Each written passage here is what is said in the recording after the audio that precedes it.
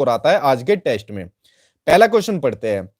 पहला क्वेश्चन आपका कि which of the following statement is not true about Kerala, कि निम्नलिखित में से कौन सा कथन केरल के बारे में सत्य नहीं है। पहला, केरल में मलयालम भाषा बोली जाती है। सेकंड, वल्लम लकड़ी की बनी छोटी नाव होती है जो केरल में पाई जाती है। तीसरा, केरल में नारियल के पेड़ अधिक होते हैं।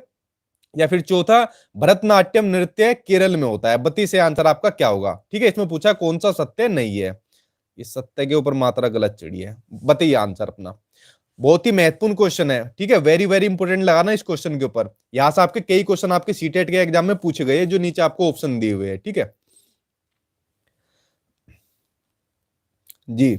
देखिए, जो इसका सही आंसर हो जाएगा वो सही आंसर हो जाएगा इसमें आपका फोर्थ, ठीक है। जो भरतनाट्यम होता है वो आपका केरल का नहीं होता, भरतनाट्यम आपका तमिलनाडु का होता है, ठीक है। तो आप इसको लिख सकते हो, ये होता है आपका तमिलनाडु का। बाकी केरल से संबंधित ये जो जितनी चीजें है कि मलयालम भाषा बोली जाती है, वल्लम लकड़ी की बनी छोटी नाव होती है, और केरल में नारियल के पेड़ अधिक पाए जाते हैं, ये सभी आपके सीटेट के एग्जाम में आपके पूछे गए, ठीक है। साथ में एक चीज और लिख लो, एक आपका फल होता है जिसका नाम होता है टेपी ओ का फल।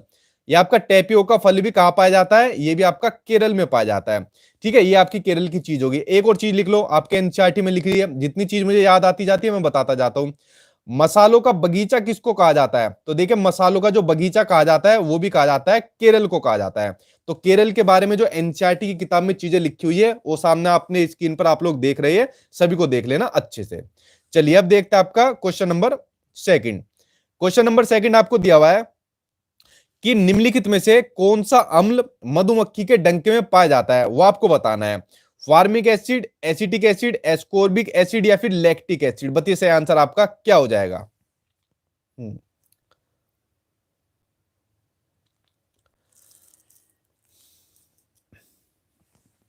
जी, देखिए, जो इसका सही आंसर हो जाएगा वो जाएगा इसका आंसर आपका फर्स्ट।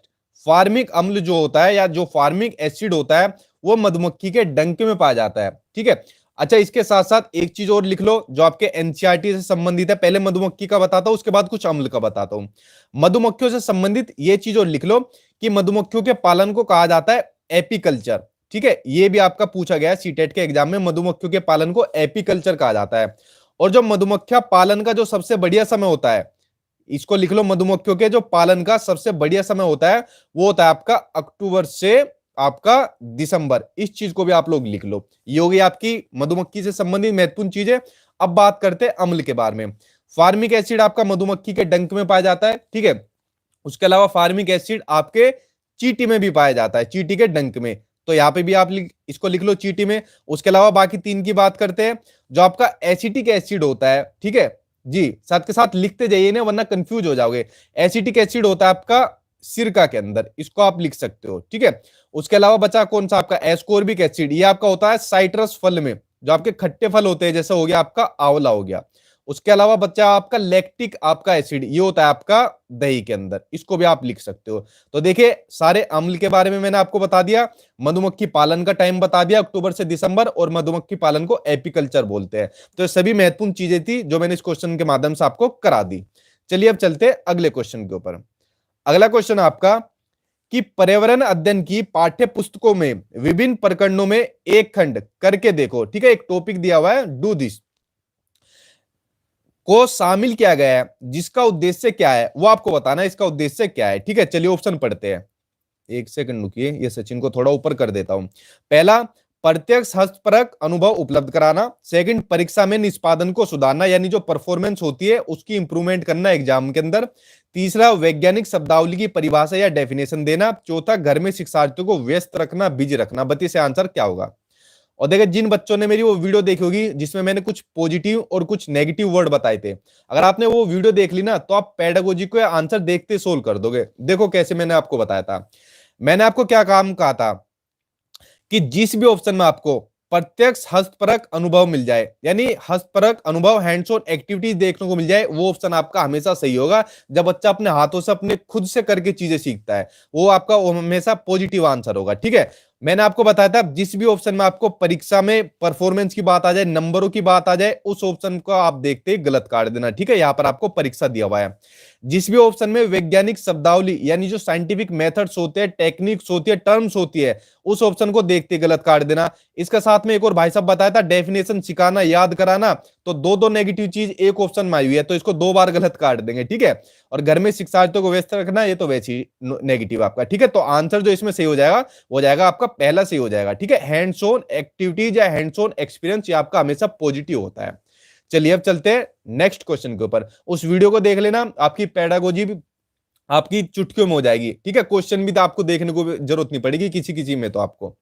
अगला क्वेश्चन देखते हैं कि विश्व का एकमात्र तैरता हुआ राष्ट्रीय उद्यान केबुल लामजाओ किस राज्य में स्थित है, वो आपको बताना है। मणिपुर में, असम में, गुजरात में या फिर बंगाल में। बताइए सही आंसर आपका क्या होगा।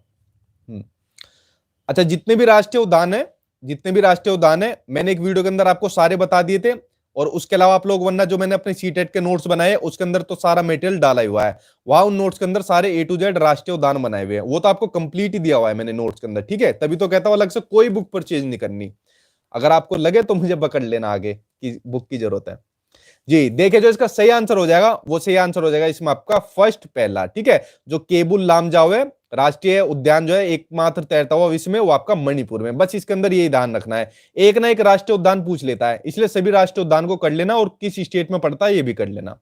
अगला क्वेश्चन देखते हैं। अगला क्वेश्चन आपको दिया हुआ है the content in an EVS text book should, यानी जो पर्यावरण की अध्ययन की जो पाठ्य पुस्तकें होती है उसकी पाठ्य वस्तु में क्या होना चाहिए। परिभाषाओं और व्याख्यानों को दूर रखा जाना चाहिए। अब आपने कहा था सर जहां पर भी आपको परिभाषाओं की बात आ जाए, जहां पर भी आपको व्याख्या व्याख्यान देखने को मिल जाए, देखते गलत काट देना, और दो दो नेगेटिव एक साथ है, देखते गलत काट दो। अगला ऑप्शन है रटकर सीखने को। अब देखो रटकर आ गया ना, मैंने वीडियो में क्या बताया था, रटना, रटकर सीखने को हतोत्साहित किया जाए। देखो भाई मतलब एक ऑप्शन में दो दो नेगेटिव आ रहे हैं, ये भी नहीं एक नेगेटिव आ रहा है, तो कितनी सहूलियत हो रही है। तो रटना भी आ रहा है और हतोत्साहित भी आ रहा है। मैंने कहा था जहां पर भी बच्चों को डिस्करेज करने की बात आ जाएगी उस ऑप्शन को देखते गलत काट देना। अगर इसकी जगह इंकरेज होता यानी प्रोत्साहित करने की बात आती तो आपका पॉजिटिव होता, ठीक है। ये भी आपका गलत हो गया। बच्चों को प्रश्न करने और खोजने का मौका मिलना चाहिए, यह आपका सही हो जाएगा। क्यों? जितनी ज्यादा बच्चों को मौके मिलेंगे, अवसर मिलेंगे, अपॉर्चुनिटी मिलेगी, मैंने आपको वीडियो में बताया था, वो आपका हमेशा पॉजिटिव आंसर होगा, आपका सही आंसर होगा, ठीक है। तो आंसर तीसरा हो जाएगा। और चौथा ऑप्शन बच्चों को केवल, देखो मैंने ऑप्शन पूरा भी नहीं पढ़ा, बस मुझे ये वर्ड दिख गया, ये मेरा भाई दिख गया है केवल, इस भाई को देखते काट दो, ठीक है। केवल को पूरा ऑप्शन भी नहीं पढ़ा मैंने, ठीक है। तो देखिए इस तरीके से आपके ये पॉजिटिव और नेगेटिव होते हैं, जैसे मैं सोल्व कर रहा हूं आप लोग भी इनको इजीली सोल्व कर सकते हैं जो पेडागोजी आपकी आती है सीटेट के एग्जाम में। तो आंसर इसमें आपका सही हो जाएगा, तीसरा सही हो जाएगा। अब देखते हैं आपका अगला क्वेश्चन। अगला क्वेश्चन आपको दिया हुआ है कि इनमें से कौन सा पक्षी पत्थरों के बीच अपना घोंसला बनाता है और इसकी जो चोंच होती है अंदर से लाल होती है, वो आपको बताना है। कलचिड़ी, फाख्ता, कबूतर या फिर शक्करखोरा। बताइए से आंसर।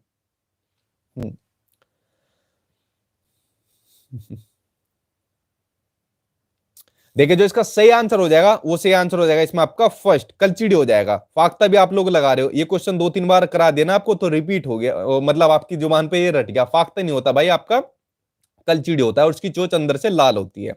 चलिए अब देखते हैं आपका अगला क्वेश्चन। अगला क्वेश्चन आपका कि कश्मीर के गांव में घर पत्थर से बनते हैं और ढलान वाली छतें होती है, ये कश्मीर के गांव की विशेषता है, ये भी आपके कभी कभी पूछी जाती है। कुछ पुराने घरों में विशेष प्रकार की खिड़कियां होती है जो दीवारों पर निकली होती है, तो इन्हें क्या कहा जाता है? डैब, मेहराब, खत्मबंद या फिर डोंगरी। बताइए से आंसर आपका क्या हो जाएगा। अच्छा क्वेश्चन, महत्वपूर्ण क्वेश्चन।